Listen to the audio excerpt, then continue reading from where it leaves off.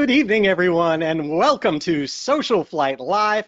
I'm Jeff Simon. We have an amazing show for you this evening. Aerobatic legend Sean D. Tucker is here, and we are going to talk not just about his life and career, but also about how he is creating opportunities for the next generation of our general aviation community. Before we get started, just a few things. First of all, SocialFlight.com is just kicking, as well as the SocialFlight mobile apps for Apple and Android devices. Everything's free, and we've got tens of thousands of aviation events, destinations, so many cool things. The Fly to Win Challenge is in full swing. Just get the free app, get out there, check in anywhere, and you're entered in to win a Lightspeed Delta Zulu headset. We have our FAA education program where you can watch on your time programs and take quizzes and get wings credits, or if you're an A&P, you can be part of the Aviation Maintenance Technician Awards program. And if you're an A&P with an IA, with an inspection authorization, then you can get your 8 hours of continuing education to renew your IA directly through SocialFlight, completely free, with our FAA certified courses that print out a certificate that you can reuse. It is all within SocialFlight, completely free, and here to support general aviation. Tonight's broadcast is brought to us by Continental Aerospace Technologies with their Avgas IO550 that we fly behind in our Bonanza, as well as their Jet-A engines and PMA parts. Their Avgas and, for example, their Jet-A engine, we just spent some time with that, and their CD170 engine that powers Tecnam's P-2010. So it is very, very cool that you can now choose between Avgas and Jet-A and in a variety of different aircraft out there. And they also have an aviation technician advanced training program that you may not be aware of that's available for certified technicians at their facility. Now, to tonight's program. Sean D. Tucker is one of the most iconic names in the world of aerobatics. The bright red Oracle Challenger 3 biplane that he flew in air shows around the globe is quite literally what most people imagine when they say the word aerobatics. And you can see that very aircraft hanging upside down appropriately in the Smithsonian Air and Space Museum in Washington, D.C. Yet with all the championships, awards, and accolades, what truly sets Sean Tucker apart is his inspiration of others. Even at the pinnacle of his aerobatic career, his heart and his commitment remained steadfastly dedicated outside of the cockpit, focused on the impact that he had on people watching his performances from the ground, many of whom may never have the chance to get the freedom of flight that we all get with general aviation. And his dedication led him to so many other things, including becoming chairman of EA's Young Eagles program, to forming the Every Kid Can Fly nonprofit organization, and his current life's work, which is the Bob Hoover Academy, a program that aims to create opportunities in aviation that inspire at-risk and low-income teams. I can tell you firsthand that meeting Sean and watching him take the stage at events such as EA's Gathering of Eagles fundraiser, when Sean D. Tucker takes the stage, the energy of the room hits the stratosphere. I am absolutely thrilled to have him here with us tonight. Please welcome to SocialFlight Live, Sean D. Tucker.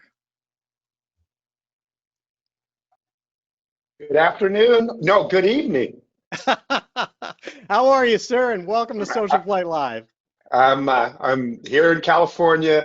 It's 5 o'clock, and it's a beautiful day in the neighborhood. Spring has sprung, blue skies everywhere, so it's perfect. I'm doing great. How are you? I am wonderful, and I'm thrilled that you're here tonight and to share your story. I will say every time I have been in a room that you have either taken the stage or just been present, the energy level is completely different. It is amazing, and I'd love to share your story.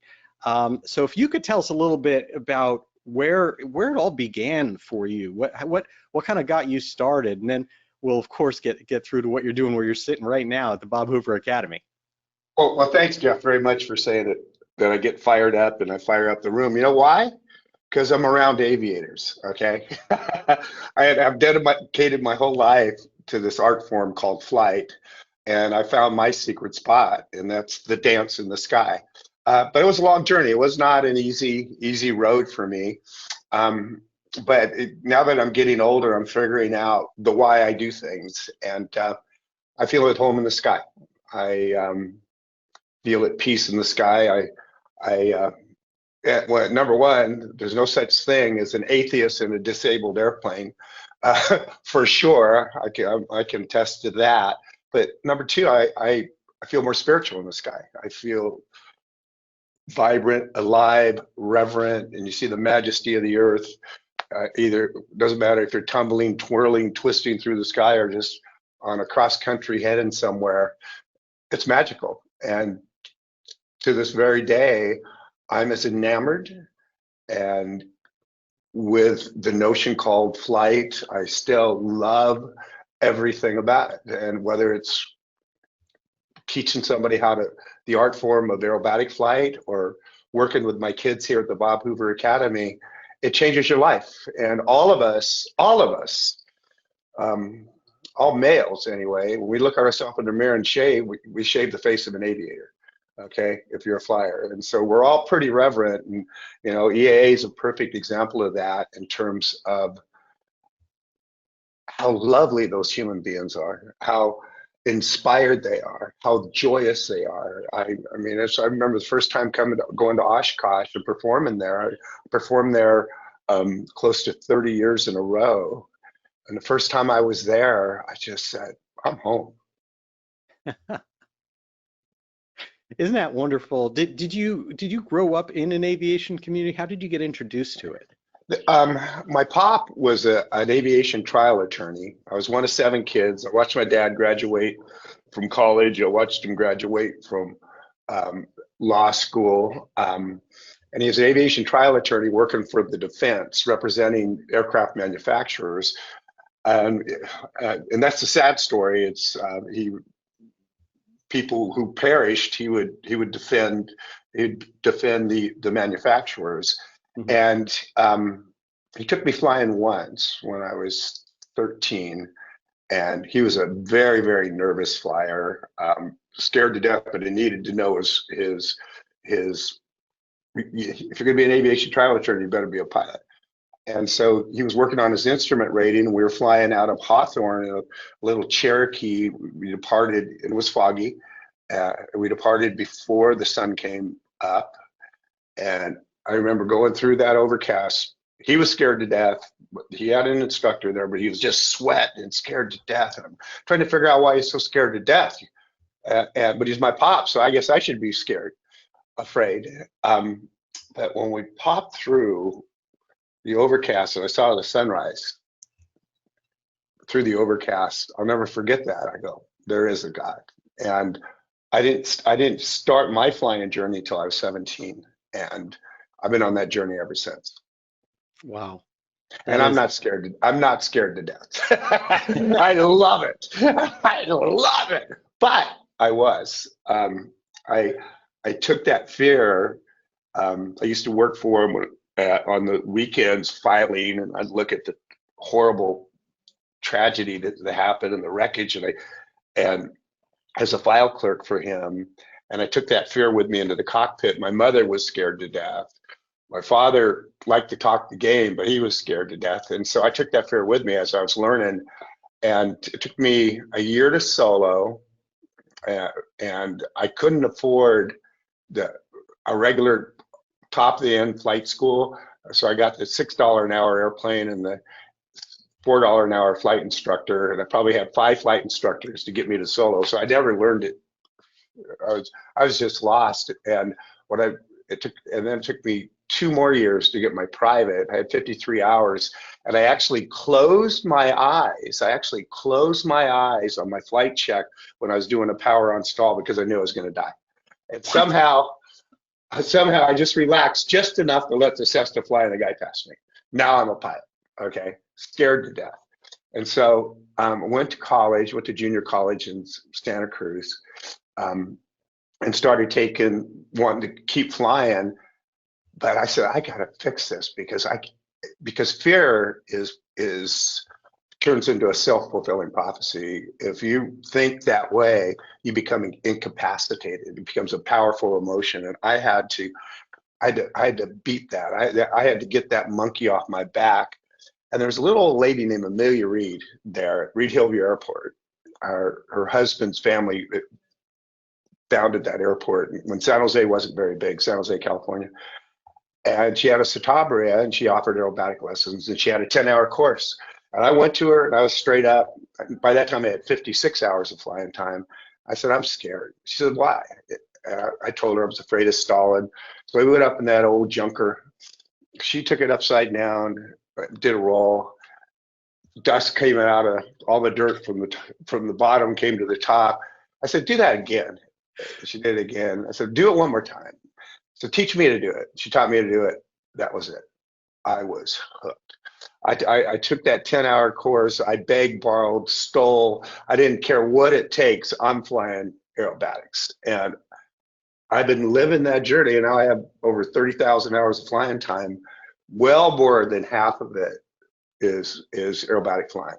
And I love teaching it now. To me, it's such a challenge, and it's so creative, and you're dancing in the third dimension. It sets you free.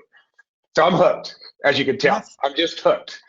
That's fascinating. But you know what grabs me so much about that is that concept that you can be fearful of something, you can be apprehensive, as you described, all these things, and then to have the experience, have someone give you the experience of what it's like to be in total control, meaning throw it around the sky, do something you didn't know, and that could get you over the hump instead of this kind of gradual thing that did something, that ignited something in you is fascinating to me. Well, it really alighted. It was the first time in my life that I conquered a fear. And one of the most important things, I belong in the sky. I'm much more comfortable in the sky than I am on the ground. I'm much more at peace with myself. And every moment I can fly, I'm up there because I just love it that much. It still moves me emotionally. It moves me spiritually.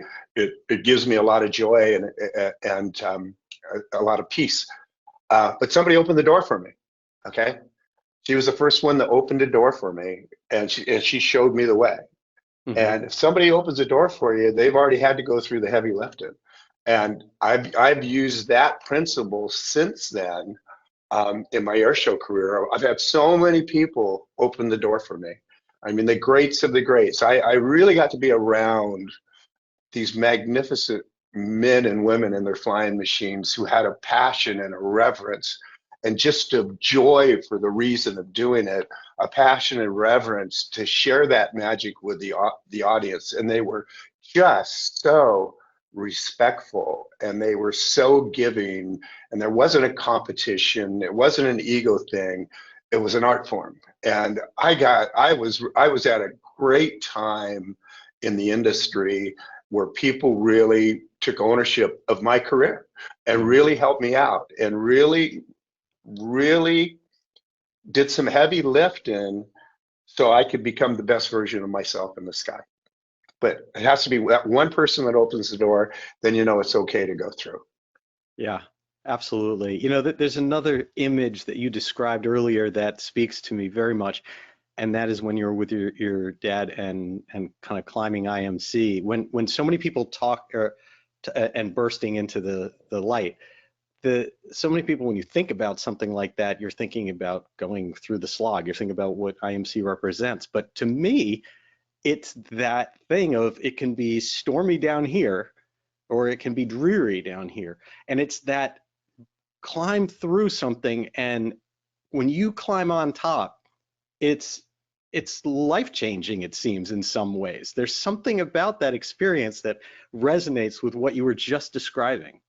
Yeah, it's beautiful. I mean, it's life-changing. And every time I take somebody flying, whether it's a young eagle flight or flying with my kids here at the Hoover Academy, or just a friend's son or a friend's daughter, I try to show them that light on whatever we're doing. Okay, Mm-hmm. whether if we're flying aerobatics, it's going to be the most exquisite, beautiful, precise, ballistic roll that the world goes upside down in a very, very unintimidating way, and it becomes a dance. And I don't have a lot of experience in instrument flying, okay? So I don't do that very much. It's just because I've been a VFR guy my whole life. I was 10,000 hours as a helicopter crop duster. We don't use instruments and flying these little high performance planes. We don't have autopilots. So I'm a VFR guy all the way. So I can't, I can't, I can't be say that I have very much experience showing somebody the light going bursting through the clouds. Let's put it that way. Yes, but you certainly started off with that. And when you talk about your experience, let me talk about that. Tell me about your crop dusting days. You said 10,000 hours at that Yeah, stage? I loved in helicopters, and I absolutely number one. After I got my ratings, I got my instrument, got my commercial, got my multi, and I thought, oh, I'm gonna go the airline route. And so I got a job working for a guy who had a little charter business and just Part 91 stuff, and he gave me a job flying a Skymaster, right? And so I got my first flying job, and I'm flying the Skymaster, and the flight to fly a customer, and the flight was a 15-minute flight, and I waited 8 hours for him, and then a 15-minute flight, and he did it. I did that 2 days in a row, and he's smoking cigars in the back the whole time, and it was 100 degrees outside. I go, I'm not going to do this for the rest of my life. And while I was going to school in the summertime, for a couple of years, I was a swamper. They called a swamper working for these crop dusters. And these guys were from Korean War, a couple from World War II, and these were the cowboys of the sky, flying 450 horsepower Pratt and Whitneys with Stearman's open cockpit in the Monterey Bay Area, spraying artichokes, apple trees, and they could climb up a redwood tree and turn it around. Hard charging, hard drinking, just nutsos, but guys, but boy, could they fly. I said, I think I want to do that. And so that's where I started working towards. And, flying the Stearman was just such a fun experience. I remember the first time, my first field, I was spraying, and I'm diving down into the swath, getting right over the artichoke fields, and the gear is supposed to hit the plants. He wants to see, my boss wanted to see the plants, making I'm getting low enough, right? Banging into the plants. These artichoke plants are about 3.5 feet tall. Green's going that way. There's poisons hitting my face. These exhaust streams coming out, and I'm loving every minute of this. This is just the funnest thing in the world. It's Monterey Bay's right next to you. The air is cool and crisp, and the airplane was so responsive. It had high lift wings, 4412s, I think they call them, with 4 ailerons. And these guys were my heroes. And what a fun experience. But that was kind of an end of an era, and the rules and this is in the 70s. The rules and regulation come in place, and they were total outlaws. They hated authority. They hated hard charging, hard drinking crop dusters, but their passion for the sky was something. Every day was an adventure for them. And that really, they inspired me. And so I transitioned to helicopters because that was the future. I loved every bit of flying those helicopters. Loved every bit of it, except when they broke. Because when they break, it always ends up the same thing. You can do everything right, go do an auto rotation, but you're on a rough field. And that one little boat that is attached to the skid, you get a little side load on it. That boat breaks, the skid breaks, the rotor blades hit the ground, and there you go. Same time, everybody, just grab a hold of your shoulder harnesses and get done with the ride because you're going upside down.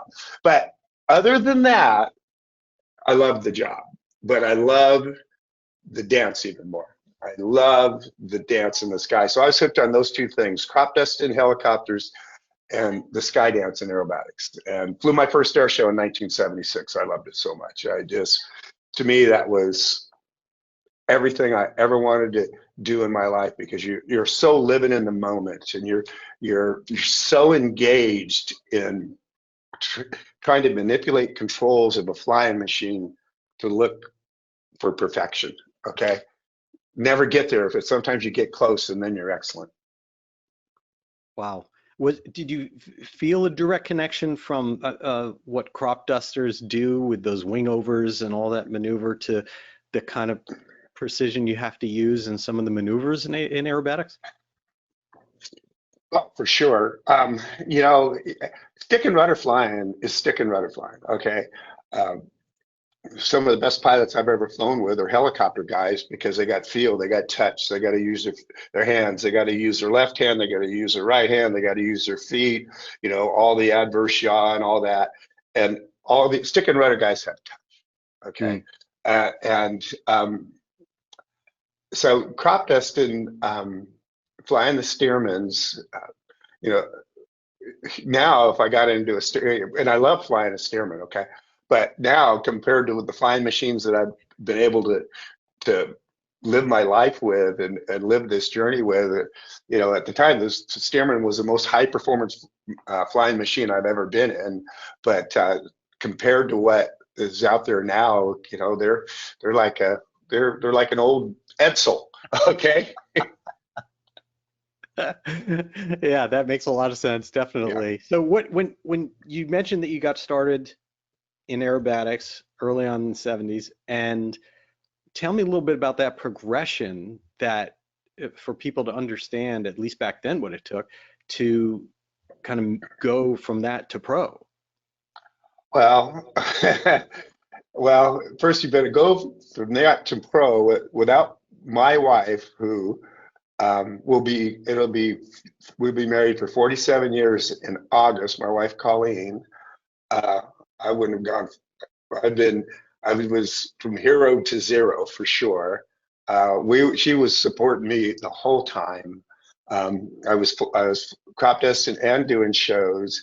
My biggest problem is I wanted it all right now.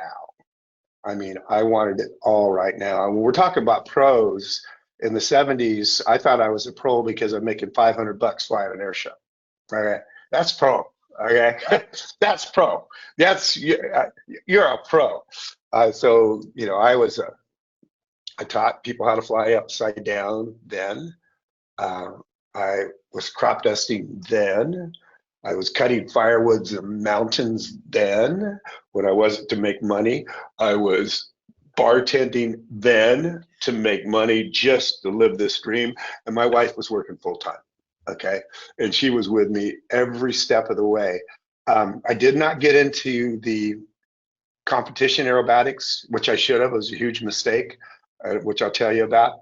Because I didn't have any money. I just wanted to dance. I just wanted to fly. I just wanted to dance. That's all I wanted to do. I just wanted to dance. And it was a huge, huge dream. So in 79, told this guy I could do 30 inverted flat spins. And he's paying me $500 if I could do it. And my wife and I were living in a 23-foot travel trailer. We just bought a piece of property, 9 acres in the Santa Cruz Mountains. We were living in a 23-foot travel trailer. It was a quarter-mile dirt road. It was a quarter-mile driveway with a 5-mile dirt road to get this property because that's what we could afford. Okay, that's our spot. Okay, yeah, 50 grand it cost, But in those days, 50 grand was a lot of money. We're trying to do all these things, and now I'm making some money for my air show business. Is $500, and I'm on the phone telling this guy, oh yeah, I can do that 30 inverted flat spin. And she goes, Sean, you've never done more than 10. I'm pushing her away. I say, Colleen, I got this.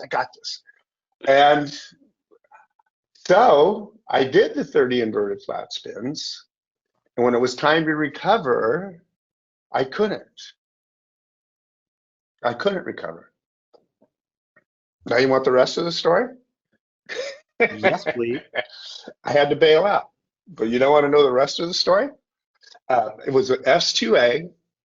I'm totally embarrassed about it. It was just horrible. It was an S2A. And after about 12 turns, it would just start going into a spiral. Okay. It would just start going into a spiral. And so I think, well, and when you first do these flat spins, you stall the airplane, right rudder, forward stick, you stall, you're in a spin. To make it flat, you lift the wing up by right aileron, that pitches the nose up, and then you add full power, that pitches the nose up even more. But as the spins goes, you would think it would just stay in there. It doesn't. After about 12, 13 turns, it'll go into a spiral. So I figured it out. I'll just loosen my seatbelt a little bit. It was open cockpit, and I'll just hang out a little bit out on the right side. And I got to 15, I got to 16, and then it would go into the spiral and I recover. And so I'm in this process, this testing wise. I was working in the morning, then I'd go fly in the afternoon. I keep practicing to figure out how to do this. I had really nobody to ask these questions to. I bought the airplane from Art Scholl, but he wasn't really available to ask questions. So I was experimenting, and I had some advice from Bob Herendeen, another great one. He helped me a little bit, but there was really kind of an unknown. And so I just kept working it. And pretty soon I got so far outside of the cockpit, keeping it flat, when it was time to recover, the CG was too far out because I had kept the weight and I couldn't get the CG to change the CG because I changed my CG. Okay. And so we're spinning and I gave up on the airplane to jump. I must have been about 2,500 feet and open cockpit. It was springtime, beautiful. Elkhorn Slough was next to the middle of Monterey Bay. I remember the fields, I remember the grass, and I had a new style of seatbelt system that they never tested for inverted flight, and it wouldn't release. And I was in shock. I have let go of the controls. I tried everything, but I was so far aft, it wouldn't release. And when I finally had it release, I was well below 1,000 feet. The airplane, as I left, the airplane hit me, not hard because you're going kind of the same speed. And I said, please God.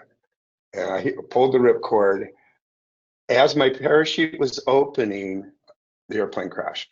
So that's how close to the ground that Highway 1 was real close. There was a little gas station. The lady thought that we're filming a movie because she thought it was a dummy, which it was. I was the dummy. The parachute didn't open until I was at power pole height. Oh my goodness.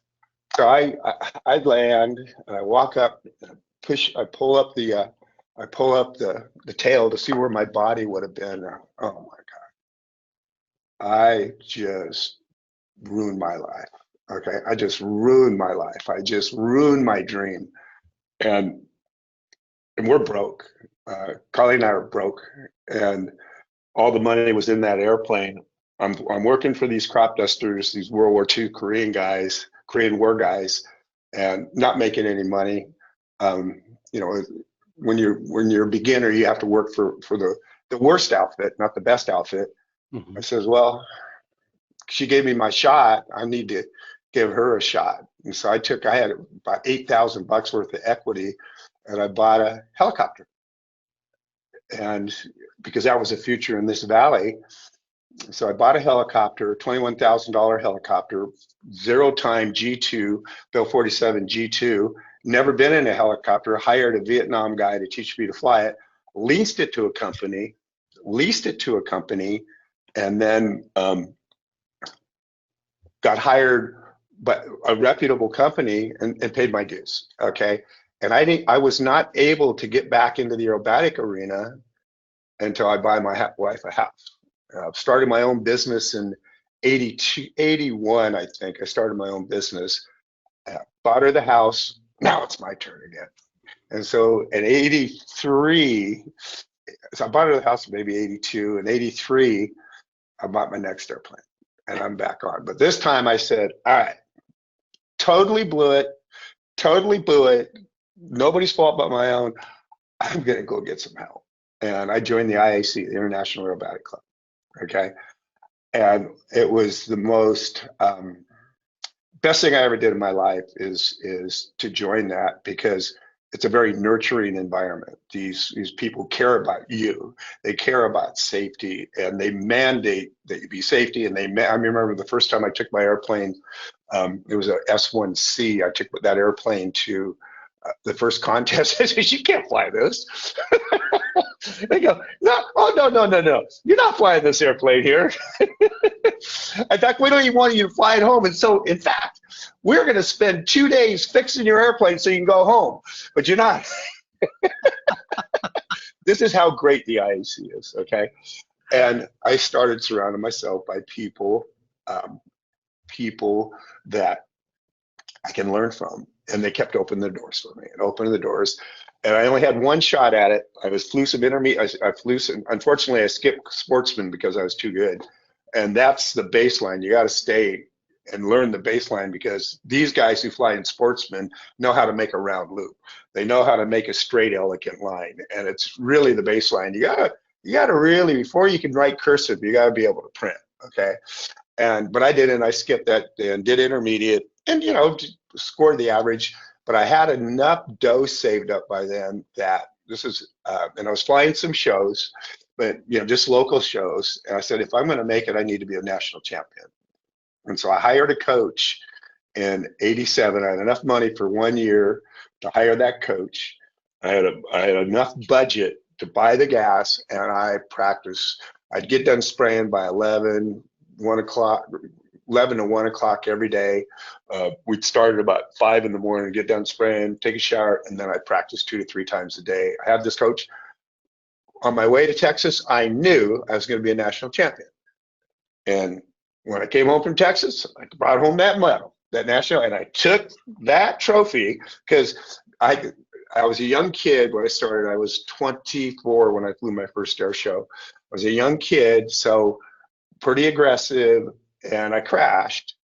And so my reputation wasn't one of, yeah, this guy, you can count on this guy. So I knew I had to have some provenance, a trophy. And so I came home, I got that trophy, joined the International Council of Air Shows, '88, started booking shows. And by '92, I was able to leave the crop dusting business. I didn't sell it, but I was able to leave it because I got my first sponsorship. And from '92 until I hung up that airplane until 2019, I made a living, a living good enough that my house is paid for, and I got my kids out of college debt free, being an airshow pilot. Okay, and so it's been flying 25. At the start, I was flying 35 shows a year. I got it down to 25, got it down to 20, got it down to 18, which is a great balance to be a full-time guy, because there's so many other things when you're a sponsored performer besides flying. There's a lot of events you got to attend to and be a pro. And so it's been a great journey. It's been just a wonderful journey. I mean, I've just had a blast. Wow, that is truly amazing. You have in many of the things that we have all seen you perform or seen photos of or things like that, you've had some pretty cool experiences of getting to fly with Blue Angels, getting to do all sorts of other things.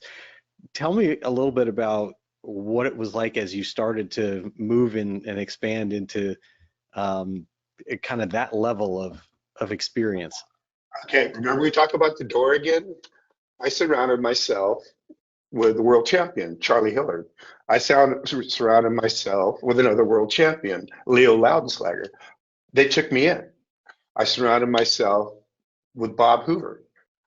They became my mentors, and they trusted me. And the friendships, the reverence, the joy, the French connections, the Red Barons team. I surrounded myself with people they understood that the airshow business was a very, very precious commodity. Okay, and we're here to thrill. We're here to educate. We're here to inspire. And we're not here to traumatize. If we crash in front of the audience, we just took away a dream, because mom and pop and grandma and grandpa coming to that show. The people who come to air shows, they're everything that's righteous about America. There's no fist fights. There's no drunks. There's not it's just so righteous, and they come to celebrate our freedoms as Americans. Okay, and these people gave me those lessons. They explained it to me, and they were there for those same reasons. And so as I grew with my career, my rep, these Blue Angels and the Thunderbirds and the Snowbirds, every jet team, these kids are there for 2 years, sometimes if they're lucky 3 years, and they're drinking out of the fire hose. And I dig them, man. They're the best of the best, and we become friends. But most importantly, they trusted me. Okay, I'm an honorary Blue Angel. I'm an honorary Thunderbird. I'm an honorary Snowbird. I'm an honorary Brazilian Smoke Squadron member because they trust me. And when you're an honorary, you're a teammate for life. Okay, this is a very close-knit community. And so when we do these photo flights, they have to get permission. Okay, I'd been around from their bosses. Okay, well, their bosses were prior officers, prior aviators who knew me, knew my reputation and how we go about things. And it was a way to collaborate with the military at shows, so these kids could do something fun too. That when I call them kids, they're the best of breed. Okay, they dedicate their whole life to the same thing I'm doing, and they're technically just so qualified. And so to have that opportunity on, probably I've done close, well, with all the teams combined, maybe close to 80, 90 photo flights with them. And just to share that magic with those guys. And we'll go put it on the front page of the newspaper, and it's a journey. We never had one problem, never had one miscommunication, it's always briefed, it's always done the military way. It's always done righteously and with reverence. And it was so much fun. But let me tell you, you're upside down. I'm looking at the photo ship, but when that Blue Angel comes up, I can feel their bow wave, and they push me. Yeah, I mean, it's amazing the power, and you're in it. I got a helmet on, I got noise attenuation, and I can hear that jet next to me. as I'm at 2,800 RPMs and full throttle in a right turn, and they're out there barely hanging on and just flying that airplane on the feathered edge so we can do this stuff. Always a lot of fun, and just these men and women who represent our military they sacrifice a lot. It's a tough job because they're doing close to 30 venues a year. I mean, they got a family at home, and it's tough work. I mean, they work really, really hard. They're not just in there doing a one-off. Like, people think as airshow pilots, we only work on the weekends. As airshow pilots, I was fortunate enough to be home on most of the time on a Sunday night, and I'd have Monday and Tuesday to be with my family every weekend because I had a team and a ferry pilot.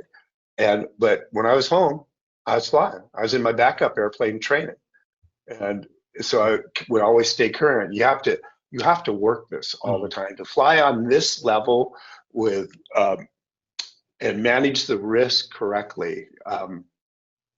Is you got to be all in, fully committed, and on your A game, because when you're in the low level environment, just a few seconds of not total focus and concentration and being so connected to the flying machine that every decision you make is basically intuitive. It's you got to feel it. Yeah. You're doing the industry a disservice if you're not putting that kind of time in to fly on this level. And the level I was flying on was on a very, very high level. And I loved every minute of it.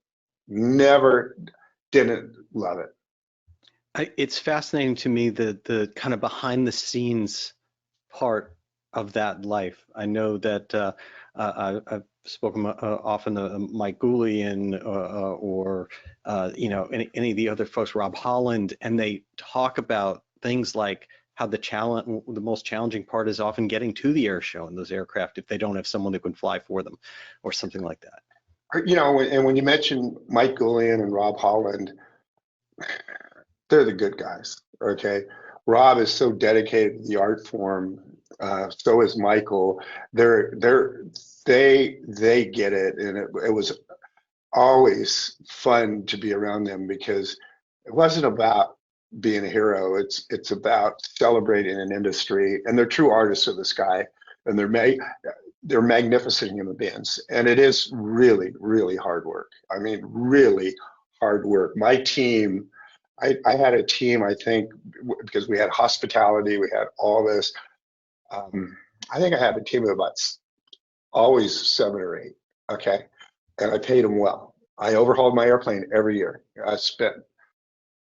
My budget was $200,000 to get that airplane brand new every year with a brand new motor, with brand new fabric. Every bolt was brand new because I wanted to do it right.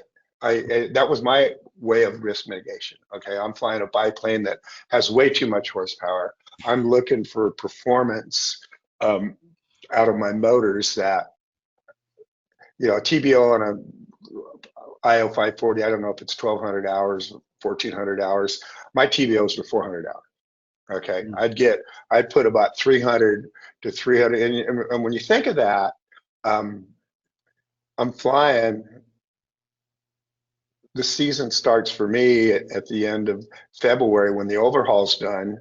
They take 3 months to overhaul it. It takes me 100 flights before I would even consider practice flights to consider performing at an air show because of the guys that taught me, and that's what they thought. But it is really, really hard work, and we certainly don't make enough money. Okay, but not one of us would change that opinion of why we do it, because it's the why. It's a privilege. Just this industry is a precious jewel, and you have an opportunity to participate. You want to leave it better than where you got it, and the people that came before us definitely left it better. They gave us a great opportunity, and I got to tell you, Mike and like Bob Hoover is saying, those two young men are crackerjack. So they're great guys. Tell me a little bit about some of those. You mentioned, of course, Bob Hoover and Charlie Hillard. You have been, behind the scenes of the air show with some of the most inspirational people in the industry. Tell me a little bit about that. Oh, well, let's talk about Charlie. He died tragically at Sun and Fun when he went off the landing downwind to get into the gas pumps so he could get home to see his wife he loved dearly, named Doreen Hillard. Got into the sand, flipped upside down, and I witnessed the whole thing. And I'm going, I don't want to see him. He's going to be so mad at himself. I don't want to see him. I don't want to see him. It took the rescue people to get there soon enough that he suffocated. No injury, he suffocated. But this guy was so joyful. This guy was so larger than life. He was a world champion. It was our first world champion. He was so reverent, so passionate about flight. And I knew him when they were the Red Devils.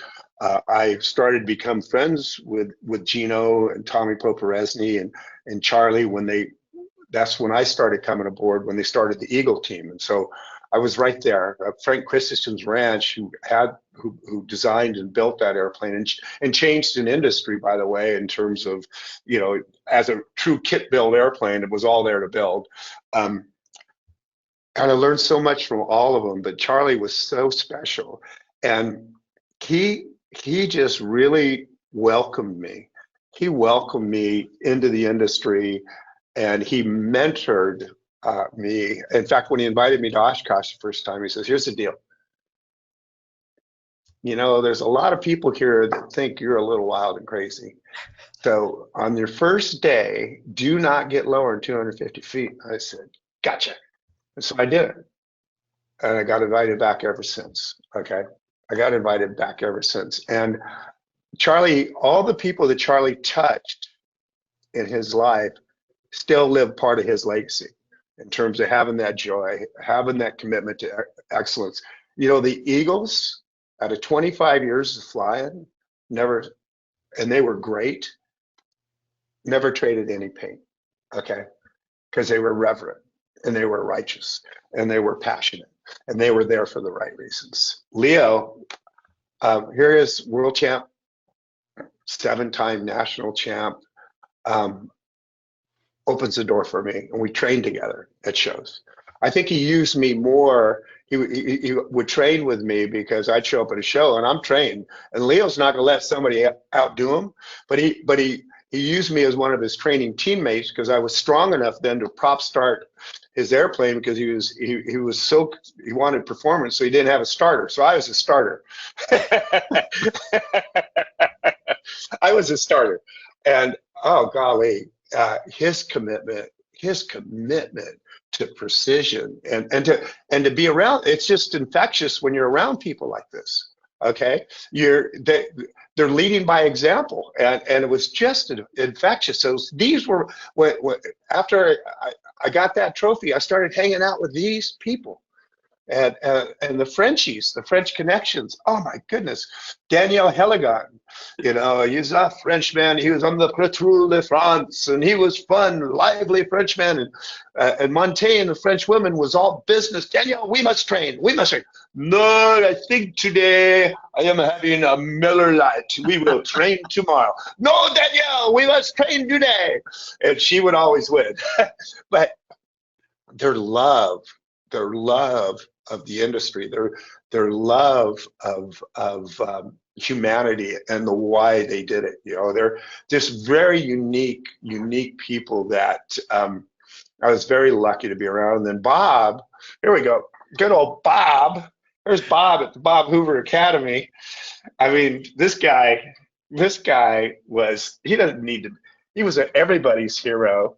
And he took everybody under his wing. He cared about the industry. I remember one time, you know, when I started doing that Harrier pass, I'd do it at about 5-10 feet because I figured if the engine quit, that's a good idea.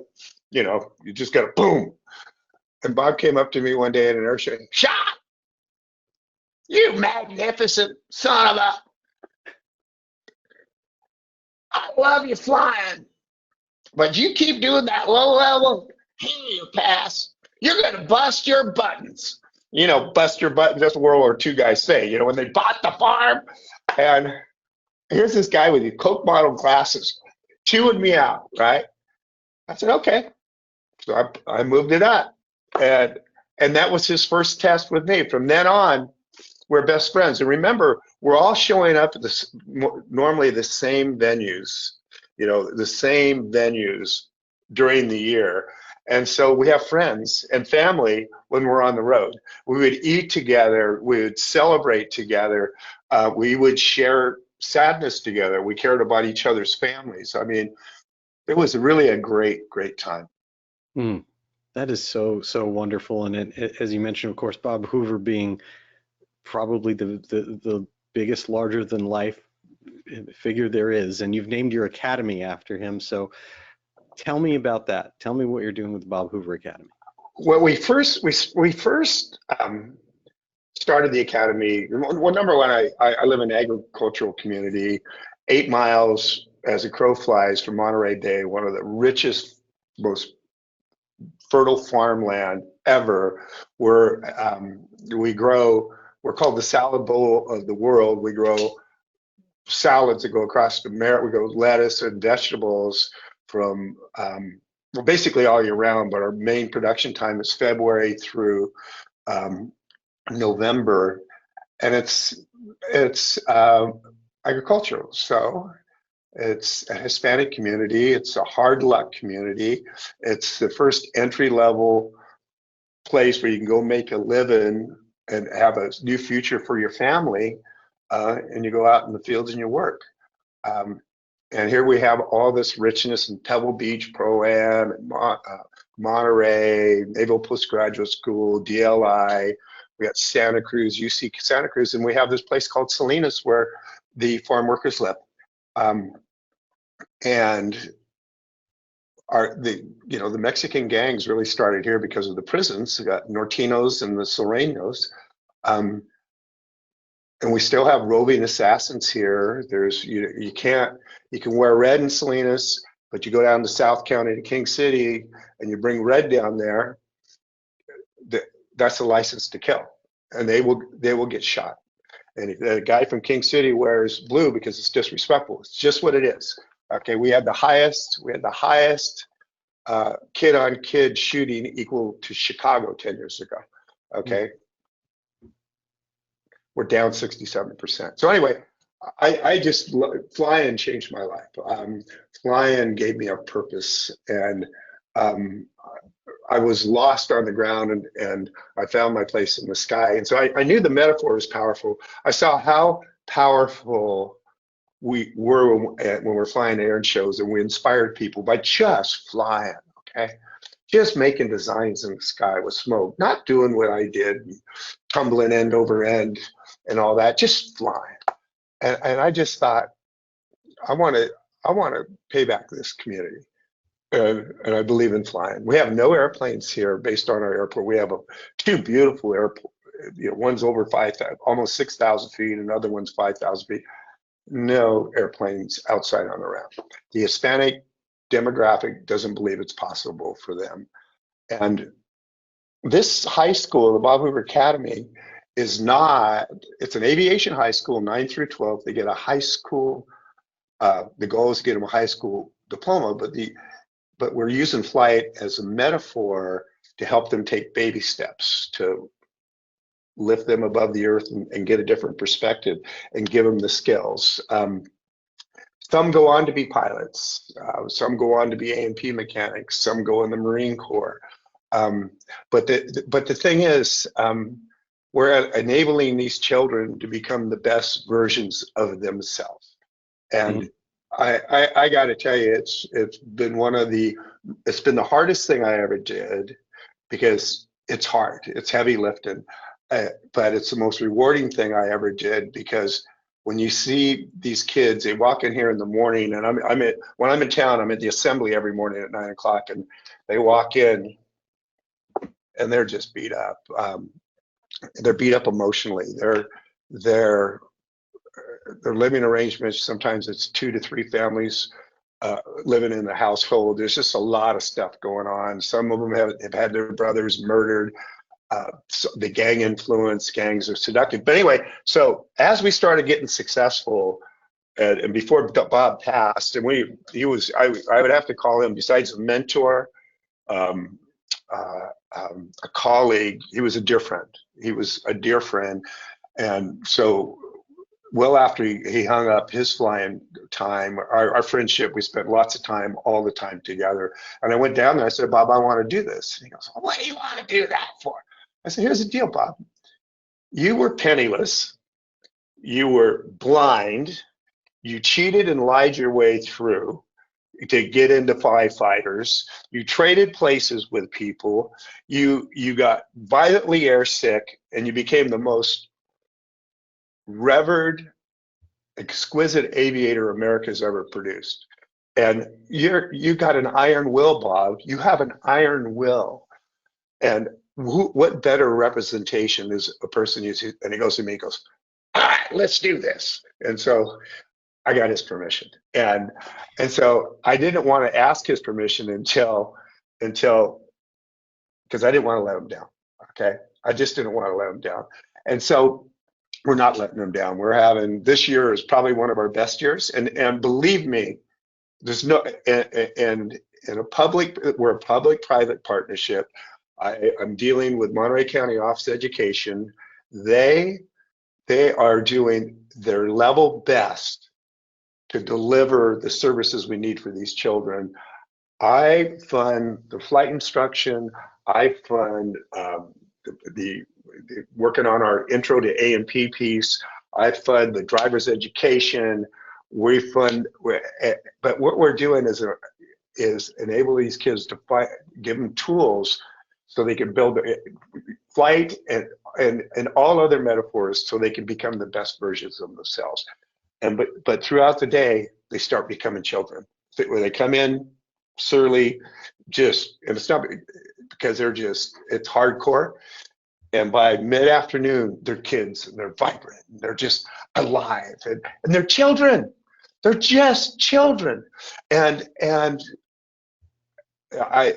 this is hard, but I mean, I've been given so many gifts by my friendships who've taught me so many lessons, and that's what we're doing here. And I have a great board of directors that are willing to take a risk on me. I mean, we're flying kids, okay? Our kids solo, our kids become pilots, okay? We're flying kids. So we got to be really careful. We can't kill a kid. We got to not leave one stone unturned. Our kids don't solo till they got 45, 50 hours because they got to be so good because everybody's betting on us. Even though I take all the liability and the risk, the superintendents who have partnered with me will lose their jobs and lose their careers if something happens. I mean, this is very risky, but what's a kid's life worth? Just saving one saves the state hundreds of thousands of dollars, maybe $1 million. My kids aren't going to jail. My kids are not going to jail. My kids are going to be parents. My one kid's coming back, Martin, wonderful young man, hated us all the way through his senior year, and the light bulb went off. Okay. He's 25 years old. He's an A&P. He's an AI. He's a CFI, and he works for FedEx. And he comes here 2 days a week to work on our vocational plane and help us out. And he's coming back to teach the kids. Okay. And I remember when the probation officer and the behavioral psychologist used to every day go to his door and say, "The judge says if you don't come with us today to school, you're going to jail." And he hated us. But so we're making change. And so this is what really totally excites me about what we're doing. I mean, it is really, really fulfilling. And, you know, Bob is iconic, but we're not letting him down, okay? And for all his core values. And we got a long ways to go. Every day is a challenge. But we can grow this too. We're in fact, I don't even want to announce it yet, but we're gonna license our first aviation product for the Bob Hoover Academy, and we're going to and what a great way to instead of just asking for donations, go earn it, and the kids are going to fulfill on it, and they're going to handle the online store, and we're going to pay them for it. Okay, so it's right now we're bobhooveracademy.org, but that whole story is what we started 10 years ago. We got to build a new story because the kids are different now. I mean, the way we're teaching all the lessons we have learned on how to open that door for them. The entire senior class this year is graduating from high school. Okay. The entire senior class. One's going to the Civilian Conservation Corps. It's interesting, none's going to the military this year, but do you have that picture of Diego I sent you, the Marine? I do, yes, sir. Let me tell you about Diego. Okay, when he showed up, we were doing an open house and his father was there, and Diego was this small little kid, probably 110-pounder, was afraid of his shadow. His dad didn't speak English. His dad was farm work. His dad didn't speak English, but he raised his hand, and we had an interpreter. And he asked the question in Spanish. The interpreter said, "Well, what Diego's father know is, can he come to this high school?" So we had Diego for 4 years. He became a kid that found out he could work with his hands, and he shows up one day and he got some motor he paid $10 for and put it on his bicycle, and he had a motorized bike to get to work. And now he's re-upped in the Marine Corps. He's a corporal in the Marine Corps, managing a whole maintenance team. I mean, to watch them grow and watch them come back, and what's really fun is my alumni. I mean, and culturally, the expanded community, it's about family, it's about friends, it's about commitment. I mean, they're just great. And now what I'm trying to do is open the door to aviation, like the door was open for me, for them to know what's possible. And now with all the opportunities for flying, from A&P mechanics to airport management to ATCs, his next step is a full-on vocational school for this community, because they're going to be a great asset to our industry. Wow, that is absolutely wonderful. I love it. And again, it is the bobhooveracademy.org. And any hints about that product that? Nope. I have a call tomorrow. It's really good. I just don't want to jinx it. It's just too much fun. It's too much fun having this work. Okay, it's just too much fun. I just don't want to jinx it. Okay, but I have a really great call going on tomorrow. That is fantastic. I absolutely love it. And the last thing I want to show is a picture, at least in all of this, is what we can all see to connect with you if you get on Washington, D.C., at least for those of us on the East Coast that don't aren't as close proximity to you. What is it like walking into those halls and seeing that? Well, this is the opening, and I think it was a year ago. So here to me, that says mission. When I walked in that hall, I have my daughter, my son-in-law, my two grandkids, and my great wife Colleen, and I just said to myself, mission accomplished. I love that. Absolutely, absolutely love that. Well, Sean, it is the time in the show to do something that we call SocialFlight's Fast Five, where some people can take 5 quick questions, get to know you a little bit about, with some kind of unique perspective on what you think about a few things. So, Sean D. Tucker, are you ready for SocialFlight's Fast Five? Go. I'm gonna need it. Go. All right, question number 1. Of all the aircraft that you've flown, and there have been many, what is the one that touches your heart the most, that's your favorite or you have the closest connection to? Well, that flying machine that's in the Smithsonian was just a wonderful friend, and 8 ailerons, Curtis Pitts, Steve Wolf, Tony Horvath. Tony built it, Steve designed it, Steve consulted with Curtis, and they made it safe, and it 8 ailerons, a beautiful, magnificent tail, and I was connected to that airplane. And I'm so thankful that it's in the museum and I didn't sell it to somebody, because it's not a normal airplane. Totally unstable. It's going to trick you every time, but boy, could she fly.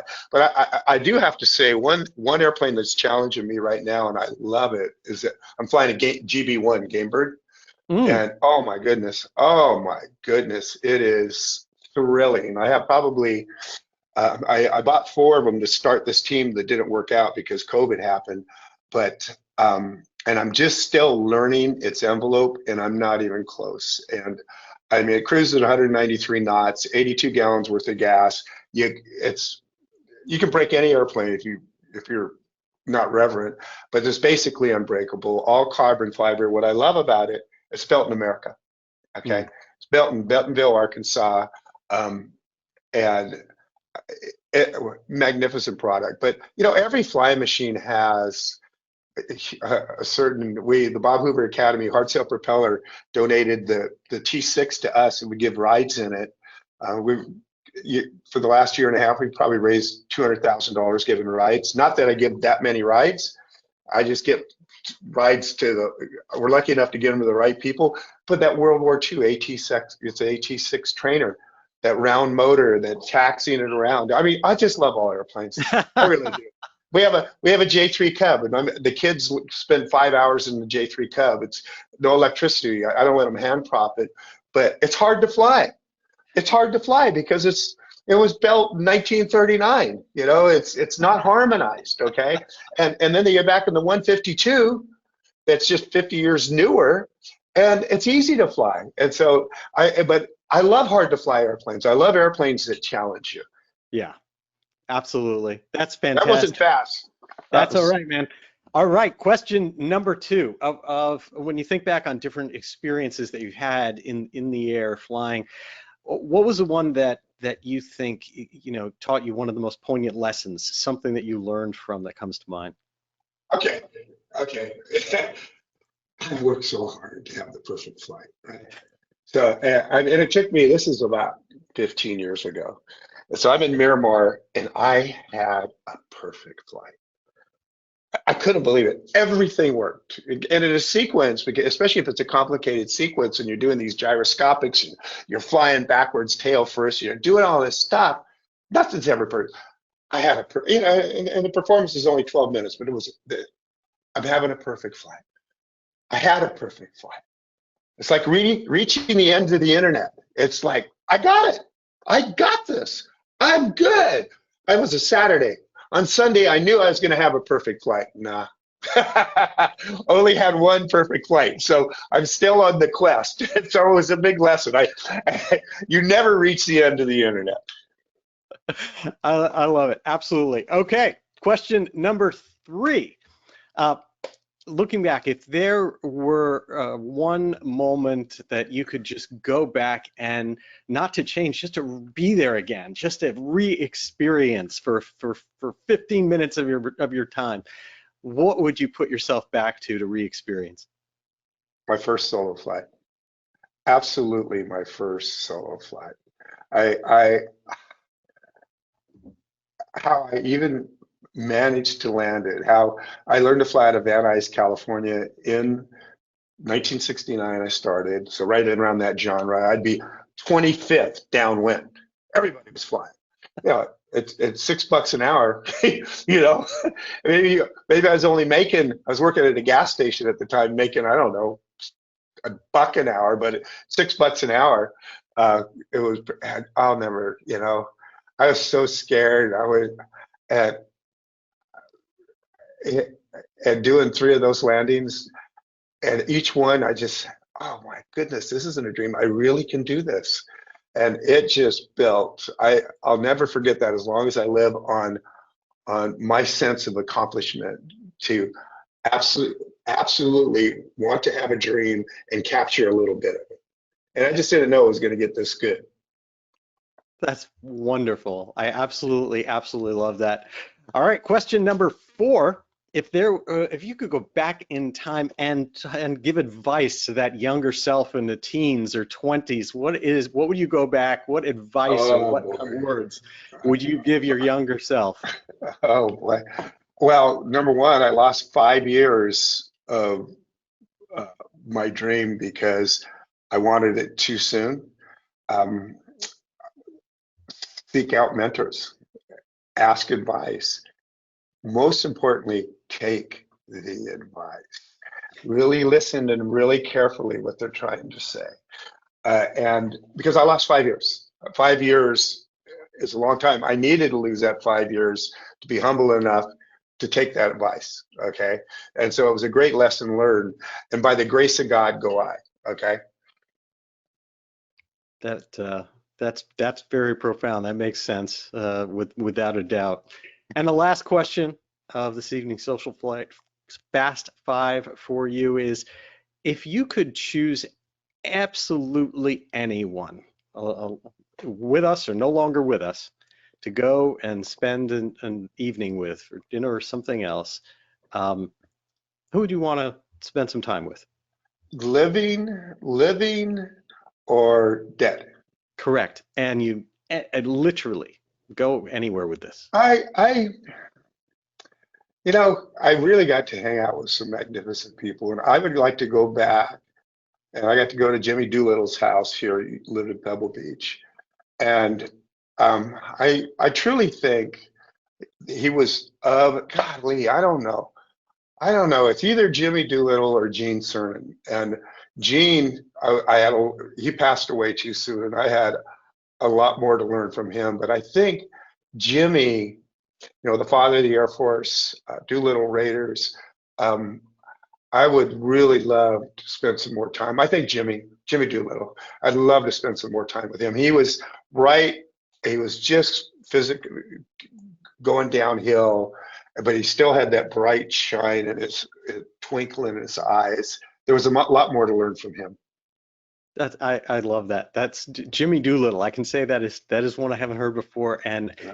what a profound individual to get to go spend some Yeah, oh time yeah, with. for Because sure. again, the impact he had on all of us, aviation or non-aviation, on our world, on Yeah. America, is is truly profound. Well, Sean D. Tucker, thank you so much for joining us here on Social Flight Live this evening. I am absolutely grateful. I think all of us are, and I am thrilled with what you're giving back to aviation and to those kids. And so for everybody else out there, again, the Bob Hoover Academy.org. And again, thank you so much, and I hope you have an absolutely wonderful evening. Well, you're very welcome, Jeff. The three best words in the English language is God bless America. Yes, sir. You have a great night. Okay, bye. Take care. And to all of you, thank you so much for taking time out of your evening to join us here on Social Flight Live. We'll be back next Tuesday, May 14th, with Patty Wagstaff, and she is a hoot. We're going to have a ton of fun with her. We are then going to have a show on Tuesday, May 21st, with Lockheed F-22 Raptor test pilot from the Skunk Works, Tom Morgenfeld. And on Tuesday, May 28th, AOPA President Mark Baker will be here on Social Flight Live. Until next time, thank you again for joining us, and I wish you all blue skies.